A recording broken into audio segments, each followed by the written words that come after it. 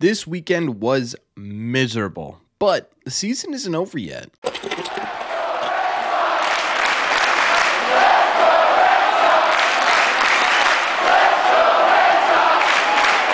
What is going on, everybody? Welcome back to Red Seat Radio. My name is Corbin, and this was a really tough weekend of Red Sox baseball. They could not win a single game against the Arizona Diamondbacks, officially dropping all three, especially at Fenway Park, which officially puts them at 67 and 62 on the season. Do we really even need to talk about the division anymore? I feel like no one's focusing on that one bit.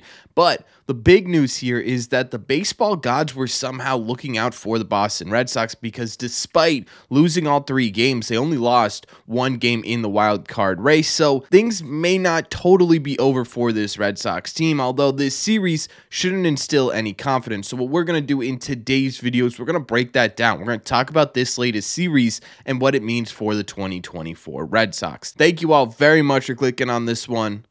Let's get into it. Okay, so if you're new here, normally what we do is we go through these series, go over the highlights, go over the lowlights, and talk about what it means overall for the 2024 season, but I don't know how to recap this series because there really wasn't anything that was like, man, we got to talk about this because this went really well. It felt like everything went wrong for the Red Sox in this series. So instead of recapping the series in terms of performances, we're going to recap the series in terms of things that really stood out. And the first thing to me is that the Red Sox had probably their three, I would say at the bare minimum, most talented pitchers, maybe their three best pitchers in terms of starters in this series on the mound, and not a single one of them outside of Cutter, who really wasn't too terrible, really couldn't step up in the big spotlight, right? They couldn't step up in a big situation. Look, I get it. The Arizona Diamondbacks are a tough customer. They're one of the better offenses in baseball. They're the hottest team offensively in the sport right now. These guys are just on a different level offensively, but man, again, you had your highest talent out there, and it felt like none of them could stop the Arizona Diamondbacks from just flat running you over. And I think a big portion of that came in the middle innings of this series. In fact, if you take a look at the 4th through 6th inning of this series, for every single game the Boston Red Sox had, they let up a combined total of 11 earned runs in those 2-3 innings alone. That is a ton of damage being done in the middle of these games, and that's sort of been the theme for the Boston Red Sox since the All-Star break. We talk about blown saves, and there have been a lot of those for sure, but at the same time, too, there have also been a ton of games this year where the Red Sox either get out to an early lead or keep the game close, and then all of a sudden it just sort of slips away between that 4th and 6th inning, and that's what happened a lot of times in this series. Well, not even a lot of times. It happened every single game of this series. The Arizona Diamondbacks scored runs and put themselves ahead or tied this game up in the middle innings of this series. And a lot of that falls on the starting pitching. A lot of that falls on the bullpen. And a lot of that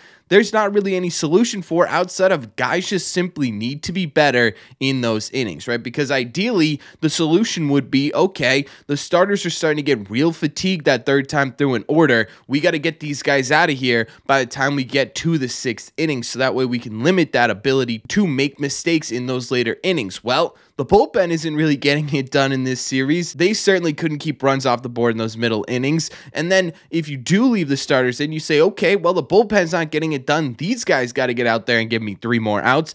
Those guys are giving up runs as well, so there's not really a true solution to that problem at this point, and that's a really scary thing to say with only 30 games left in the season. It's quite simply, guys need to be better. The other thing that really stood out to me in terms of the pitching in this series were simply the walks. There were a ton of walks given up in this series, especially by starters. Brayan Bello had 4. Cutter, again, I kind of lump Cutter into this starting pitching disaster in this series, but he really wasn't all that bad. He only had 2 walks in this series, and Tanner Houck, he had 4. That is 10 walks alone just simply from your starting pitching. Again, sort of lumping Cutter into that with only 2, but still, right? You're not keeping guys off the base pass, and a lot of it's been coming with like the 8th or the 9th hitter. It's been happening for a little bit now, but that 8th or 9th hitter, it feels like you walk them, get to the top of the order, and it's pretty immediate that the Red Sox end up paying for that. We as Red Sox fans, especially in recent memory, know that leadoff walks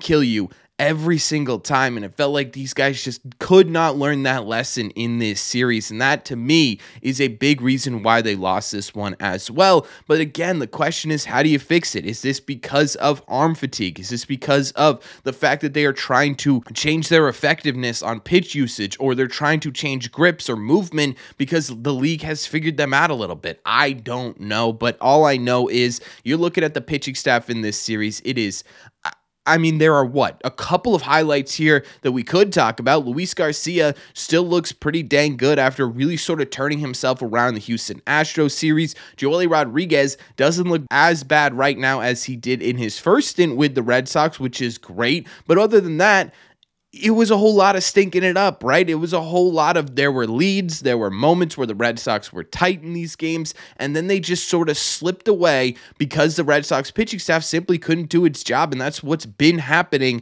the entire second half of this season. And again, you talk about what is the confidence of this team going forward? How did they really sort of turn themselves around? I don't know how they do that with this pitching staff. This pitching staff might just be what it is, and that is a really big problem. But they weren't the only problem in this series. So let's break down the hitting as well. But before we get into that, do me a favor. Make sure you guys have hit that subscribe button if you haven't already. If you're new here, we talk Red Sox content almost every single day. Also, make sure you guys have hit the like button on this video as well. It just helps out a ton, and it's the best way you can let me know you're enjoying the content. Thank you all very much for taking a second to doing so. Let's get into the other part of this video. Okay, remember how I said there's absolutely nothing to highlight in this series? I lied. There was one big thing that we do need to talk about, and that is the fact that Rafael Devers in this series hit his 200th career home run. It was a 3-run home run. It was a very Rafi-esque home run, and I gotta say, man, only 11 people have ever done that in the Red Sox organization. What we're watching right now, metric-wise, from Rafael Devers is one of the best hitters we've ever seen put on a Red Sox uniform at this age, and I don't think enough people respect that. He's having one of the best seasons of his career. He's making history multiple times throughout this season. He is a top 10 hitter in Major League Baseball, and I don't know if people respect him enough for it, but congratulations, Rafi. Here's to 200 more. So we did have something to highlight, which is fantastic, but outside of that, the offense certainly deserves its fair share of blame for the reason they got swept in this series as well. Yes, the pitching probably was the ultimate reason they didn't win this series, but the Red Sox offense had a whole lot of opportunities to win despite their pitching, which is simply what they're going to have to do if they want to get into a playoff spot, and they couldn't do that in this series. Simply going 2 for 15 with runners in scoring position and hitting 133 with opportunities to score really isn't going to get the job done against any team in Major League Baseball, right? And again, I know Arizona is hot. Arizona has one of the better pitching staffs in the second half. I get that, but at some point here, you have to find a way to beat good pitching if you want to do well, right? We talked about it at the beginning of the year. They struggled against good pitchers, and then they figured out a way to beat them, and all of a sudden, they were pushing towards a playoff spot. Well, right now, you're getting shut down by good pitching, and you're falling away from a playoff spot. It's not a coincidence. And it's not like the Red Sox didn't get any big flies in this series. You had Tyler O'Neill go deep. You had Tristan Casas go real deep. You had Rafael Devers with that 200th career home run. You had Rob Resnider going deep. The problem isn't the fact that you're putting the ball out of the yard. The problem is that you're not playing small ball when you have opportunities to play small ball. And I know that sounds absolutely ridiculous. Hey, Corbin, if you could hit a 3-run home run, wouldn't you rather that than a 1-out RBI sac fly? Of course I would. But you have to find a way right now to do both. You have to find a way to find a balance in how you approach your runners in scoring position at bats. It can't always be swing for the fences and hope if you do make contact, it either goes out or it hits off of a wall somewhere. You have to find a way to be able to put the ball in play instead of just simply striking out every time there's a runner in scoring position, because that's what it felt like happened in this series. And honestly, the statistics kind of back me up a little bit. They had 33 strikeouts in this series. That is more than 10 strikeouts every single game they played. And this has been a problem for the entire year, and we've been talking about this for the entire season now, but man, in big situations, in big series like this, to see them go from no outs, runners on first and second, to 2 outs, runners on first and second, because you just too quick 3-pitch strikeouts, or a runner on third, 1 out, and you strike out twice in a row and you just simply can't get them in, is driving me absolutely insane. And I get it. Again, they're good. Arizona Diamondbacks a good team, but the Red Sox have a good offense, and it just simply let them down in this series. And really what happened in this series is you got extremely lucky. You very easily could have died in this series. The 2024 Red Sox could have been coming out of this one, and you could have been like, yep, stick a fork in it, the season's over. But luckily for them, the Phillies took over the Kansas City Royals, and the Minnesota Twins couldn't get it done. The fact that those two teams lost is the only reason we are sitting here right now with a glimmer of hope left for the Boston Red Sox. There was a legitimate possibility, because of how bad you played in this series, no one else, you could have been 7.5 games back of a postseason spot, and we could genuinely start having the conversation about whether or not they should start bringing up Kyle Teal, Roman Anthony, and Christian Campbell just to get them a cup of coffee in Major League Baseball, because this team would be going absolutely nowhere. You got extremely lucky in this series, and I don't think it's going to happen again. You're probably not going to get lucky the way you got lucky in this Diamondback series. So the only thing that you could do right now is simply turn the page. The only thing that you can do is come together as a clubhouse, as a management group, and say, we cannot let that happen again. We are capable of playing better baseball than this. We have done that before this season. We have to find it within ourselves to compete at the level that we've been competing at, because if we have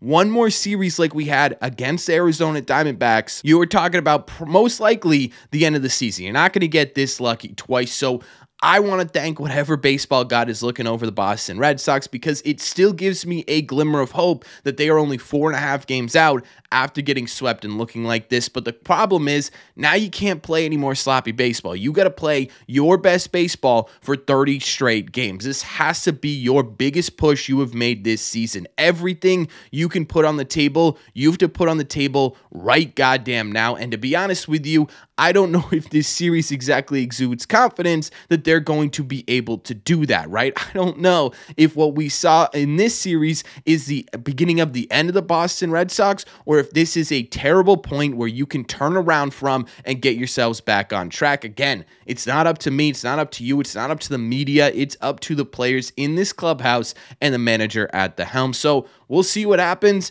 but boy, oh boy, was this a really brutal weekend for the Boston Red Sox. So let me know in the comment section down below. What do you think? Do you think there's still opportunity here for the Red Sox to turn themselves around? Do you think this series is an indication that this season just simply isn't going to happen? Let me know all your thoughts on the latest Red Sox series in the comment section down below. As always, if you made it to the end of this video, do me a favor. Make sure you guys have hit that subscribe button if you haven't already. If you're new here, we talk Red Sox content almost every single day. Also, make sure you guys hit the like button on this video as well. It just helps out a ton. It's the best way you can let me know you're enjoying the content. Don't forget, if you want to listen instead of watch these episodes, all you got to do is head over to your favorite podcasting app and look up Red Seat Radio. Thank you all very much for clicking on this one, and I will see you in the Red Seats.